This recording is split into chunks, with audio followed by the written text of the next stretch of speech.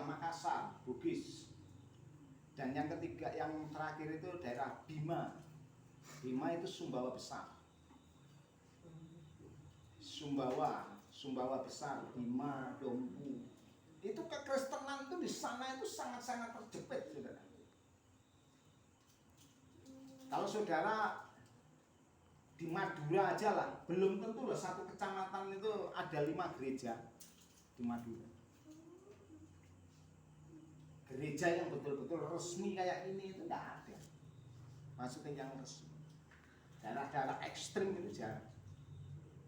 Tapi ketika kehidupan kita ini memunculkan kasih Yesus, di situ ada orang-orang yang berbalik kepada Tuhan. Bukan karena kita memberitakan Injil, hai saudara-saudara harus percaya kepada Yesus, tetapi orang ketika kita mau berbuat, melakukan kasih itu yang sesungguhnya dihidupi, maka Tuhan itu benar-benar hadir. Dan itu Tuhan itu akan nampak. Kasih yang pertama yang harus dinikmati dan keluarga kita. Keluarga kita ketika kita ini sudah dipulihkan. Bukannya kita ini mementingkan keluarga, enggak. Tapi coba kalau kita hidup berkelimpahan, saudara kandung kita ini ada yang kelaparan, enggak punya beras. Coba kita ambil pemikiran yang kecil. Apakah kita harus berdiam diri? Tentu tidak. Sekarang saya tanya ada yang kakak beradik itu yang belakang Pak Jes sama Bu Marlin.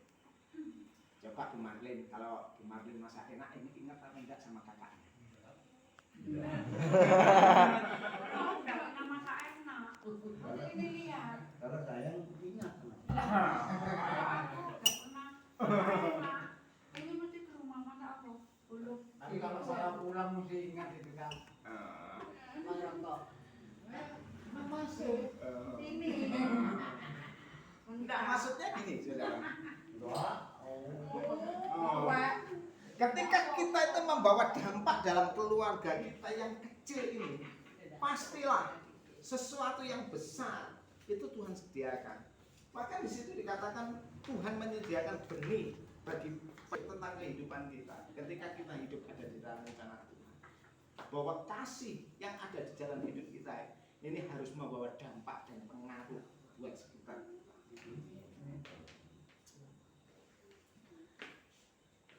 Saya percaya, saya bersyukur kalau saya tahu sejarah di Pandanwangi ini, karena saya masuk di GBI Rock itu tahun 2006, dan jemaat sekarang ini yang masih ada tetap bertahan itu keluarganya Bu Marlin memang.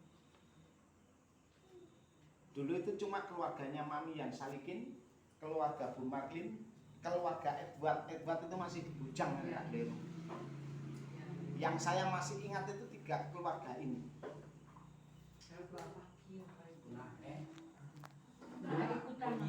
Dian. Ya, sama Dian. Tapi dulu ada di depannya rumahnya Mami yang Salikin itu. Elizabeth. Mami. Nah itu bukan Elizabethnya, tapi Mami Neni. Itu jemaat mula-mula sini Pak. Mula GBI. GBI masuk itu pertama itu, dan itu dipegang Pak Sugeng mulai tahun 2007 sampai tahun 2010 kalau enggak keliru. 2010 akhirnya sempat berhenti vakum.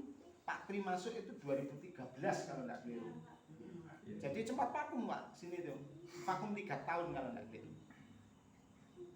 Saya bersyukur dan saya punya visi ke depan bahwa Pandanwangi itu bukan desa pensiun. Dengan generasi apa yang ada ini, ayo kita tingkatkan bahwa Yesus itu benar-benar hidup di bawah di desa Pandanwangi, dan Yesus itu membawa pengaruh buat desa ini. Saya bersyukur dengan keberadaan gereja di tempat ini, meskipun itu bukan gereja kita. Secara hukum ini bukan gereja kita. Saya percaya meskipun bukan gereja kita, tapi Tuhan Yesus ada di tempat ini. Haleluya. Amin. Bersyukur Kak. Ini kan sudah tidak ditempati, kita yang beribadah di sini. Saya bersyukur saudara. Sama. Akhir tahun gereja ini akan dicat.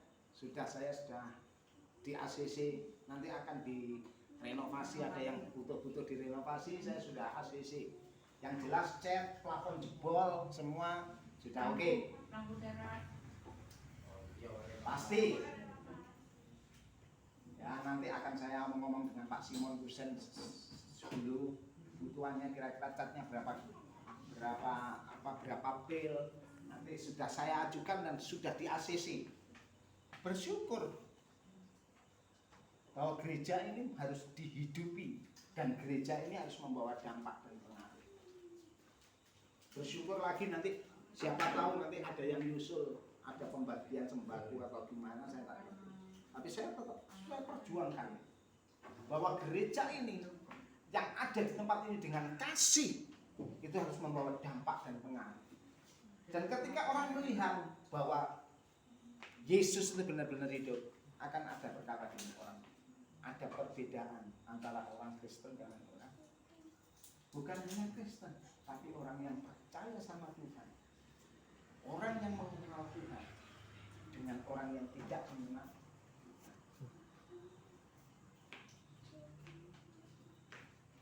Malam hari ini kita bersyukur. Kata bersyukur itu artinya sebetulnya gini saudara. Kata bersyukur itu adalah setuju apa yang Tuhan lakukan dalam hidup kita. Hari ini kamu yang mengalami sakit, kalau saudara bersyukur, berarti saudara tetap setuju meskipun kamu mengalami sakit. Kata bersyukur itu adalah setuju apa yang Tuhan lakukan dalam hidup. Mungkin tidak enak, mungkin pahit getir, tapi ketika saudara mengucap syukur dan bersyukur, ada mezbah dinaikkan, Tuhan berkenan.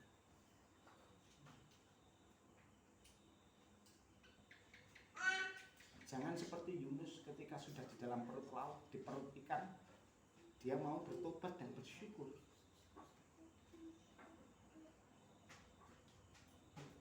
Tapi jadilah kita ini seperti Abraham.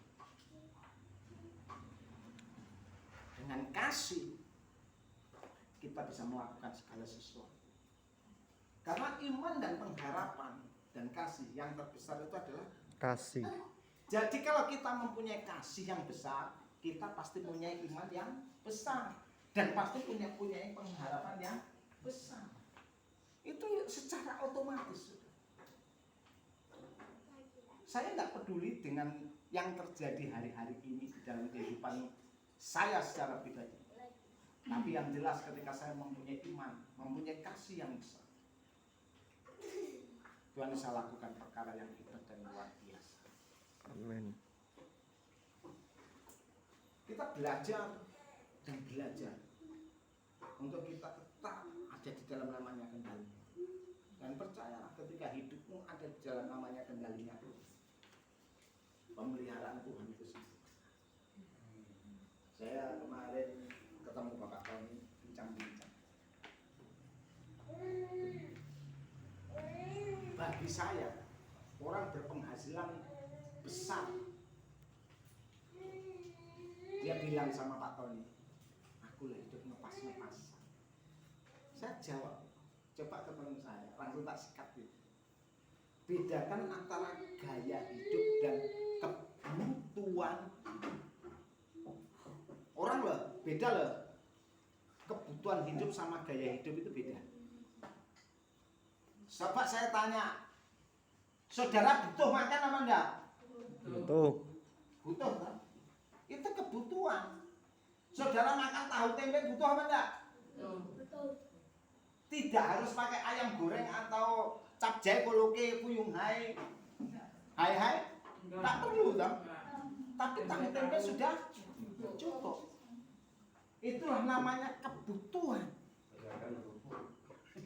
Kalau gaya hidup saudara enggak mau tahu tempe, kerupuk enggak mau, maunya puyung hai, capjay, ayam goreng dan lain-lain. Itulah namanya bedanya antara gaya hidup dan kebutuhan hidup. Saya tanya ya, ibu-ibu di sini ya, dua orang ini tidak bisa jawab. Bu Marlin, Bu Maggie sama Bu Jess.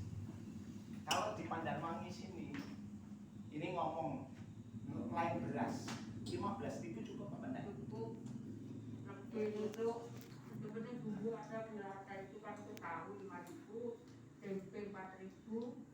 Sayur Kalau nyari-nyari. sayur nyari kan ada sisa untuk letter. Kalau minta apa? 15.000 cukup ya? Cukup. Iya loh saudara. Kayak nasi sama sambal gitu. Dikasih belanja 100.000 satu hari nggak cukup.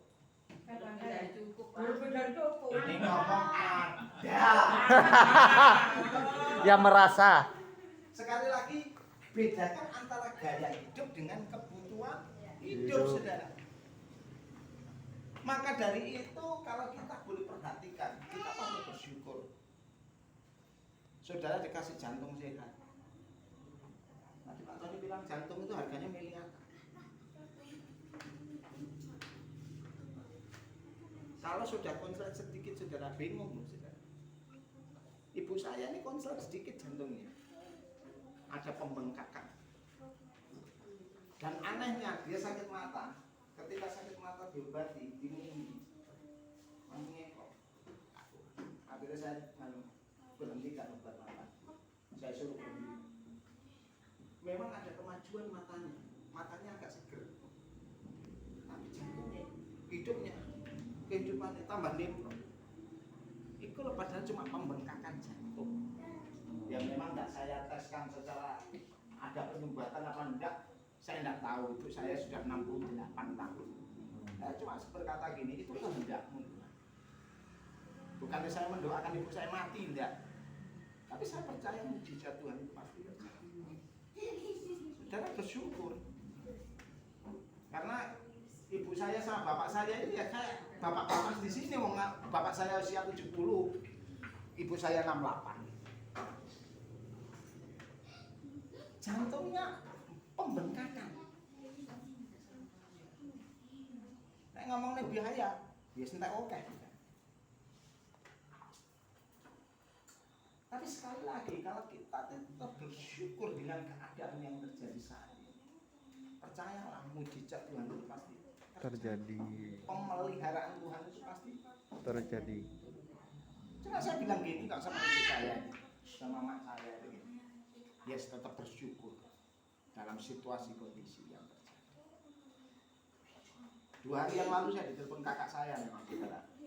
Mak kok tambah ngedrop jadi kok maksudnya ketika obatnya itu minum itu sehari itu malah tidak tahu. Waduh, lemes-mes. Saya langsung diberhentikan aja obatnya mata dulu, diberhentikan sampai betul-betul. Tapi kalau nggak minum, besoknya nggak minum dong, itu sehat, bergasnya. Memang matanya itu sebelah kanan itu sudah nggak kelihatan sama sekali, karena katarak dan glaukoma.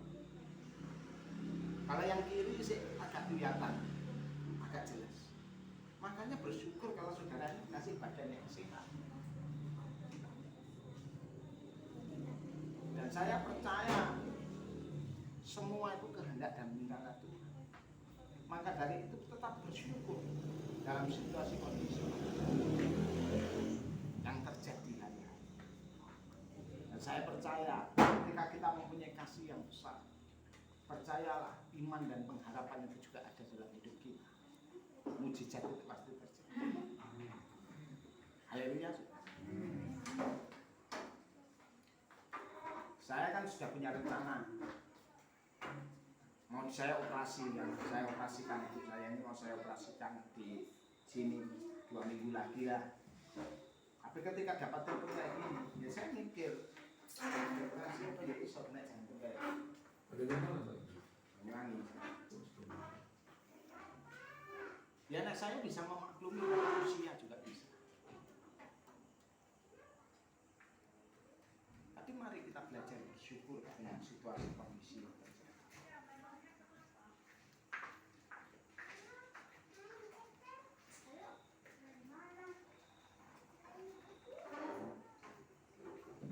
Ketika kita tetap ada di dalam rencana dan kehendak Tuhan, pastikan